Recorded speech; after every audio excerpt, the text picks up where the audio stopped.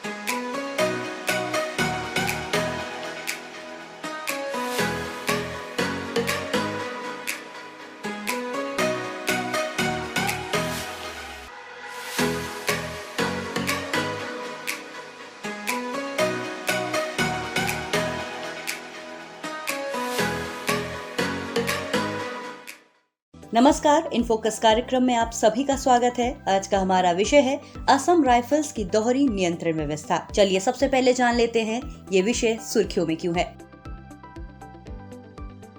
हाल ही में दिल्ली उच्च न्यायालय ने केंद्र सरकार को असम राइफल्स की दोहरी नियंत्रण व्यवस्था को लेकर एक आदेश जारी किया है। अदालत ने कहा है कि असम राइफल्स की दोहरी नियंत्रण व्यवस्था बनी रहेगी या इसे समाप्त किया जाएगा, इसके बारे में सरकार 12 सप्ताह के भीतर फैसला ले।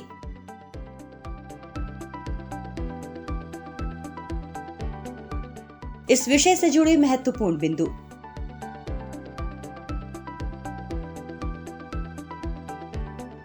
दरअसल असम राइफल्स का नियंत्रण गृह मंत्रालय और रक्षा मंत्रालय द्वारा संयुक्त रूप से किया जाता है। इस बारे में मामले की सुनवाई करते हुए दिल्ली उच्च न्यायालय ने कहा कि चूंकि इस मामले में सैनिक, पूर्व सैनिक भी शामिल हैं और उनके हित सबसे ऊपर है, इसीलिए इस मामले को निपटाने में और ज्यादा देर नहीं की जानी चाहिए। गौरतलब है कि ये मामला बीते 3 साल से लंबित पड़ा है।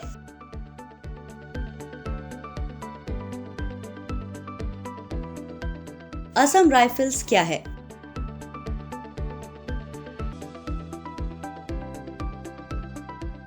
असम राइफल्स गृह मंत्रालय के प्रशासनिक नियंत्रण के अंतर्गत आने वाले तमाम केंद्रीय सशस्त्र पुलिस बलों में से एक है। पूर्वोत्तर भारत में शांति स्थापित करने के मकसद से साल 1835 में असम राइफल्स का गठन कछार लेवी नामक एक सिंगल सैन्य बल के रूप में किया गया था। साल 1917 में प्रथम विश्व युद्ध के बाद इसका नाम बदलकर असम राइफल्स कर दिया गया। साल 1962 में भारत चीन युद्ध के बाद से इसे सेना के संचालन नियंत्रण में रखा गया। ये बल भारतीय सेना के साथ मिलकर पूर्वोत्तर में कानून व्यवस्था को बनाए रखने के साथ साथ भारत म्यांमार सीमा की भी सुरक्षा करता है। इसने 2 विश्व युद्धों और साल 1962 में भारत चीन युद्ध में हिस्सा लिया है। साथ ही इसने पूर्वोत्तर में आतंकवादी समूहों के खिलाफ चलाए गए अभियानों में भी अहम भूमिका निभाई है।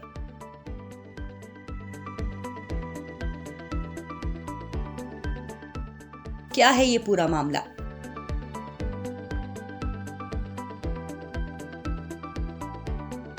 गौरतलब है कि ये दोहरी संरचना वाला एकमात्र अर्धसैनिक बल है जहां इसका प्रशासनिक नियंत्रण गृह मंत्रालय के पास है, तो वहीं संचालन नियंत्रण रक्षा मंत्रालय के तहत सेना के पास जाता है। इसका मतलब हुआ कि असम राइफल्स के लिए वेतन और बुनियादी ढांचे की जिम्मेदारी गृह मंत्रालय की होती है, जबकि कर्मियों की नियुक्ति, ट्रांसफर और प्रतिनियुक्ति से जुड़े फैसले लेने का काम सेना करती है। इसी दोहरी नियंत्रण व्यवस्था के चलते असम राइफल्स को लेकर चल रहा विवाद पैदा हुआ है। यहाँ तक कि खुद असम राइफल्स के अंदर और गृह मंत्रालय और रक्षा मंत्रालय दोनों ओर से किसी एक मंत्रालय को बल के पूर्ण नियंत्रण दिए जाने की मांग की जा रही है, ताकि बल को और कुशलता पूर्वक नियंत्रित किया जा सके।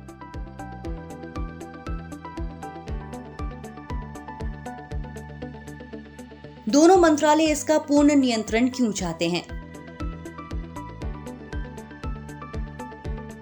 तकरीबन सभी सीमा रक्षक बल गृह मंत्रालय के परिचालन नियंत्रण में आते हैं और यदि असम राइफल्स को गृह मंत्रालय के पूर्व नियंत्रण में दिया जाता है तो इससे देश की सीमा को एक व्यापक और एकीकृत दृष्टिकोण मिल सकेगा। गृह मंत्रालय की माने तो असम राइफल्स 1960 के दशक वाले पुराने ढर्रे पर काम कर रहा है, जबकि गृह मंत्रालय के नियंत्रण में आने से इसकी कार्य पद्धति को केंद्रीय सशस्त्र पुलिस बलों की पद्धति के आधार पर विकसित किया जाएगा। वहीं भारतीय सेना का कहना है कि असम राइफल्स ने सेना के साथ समन्वय के जरिए काफी अच्छा काम किया है और ये सशस्त्र बल की तमाम जिम्मेदारियों से मुक्त होकर अपने मेन काम पर ध्यान केंद्रित कर सकता है।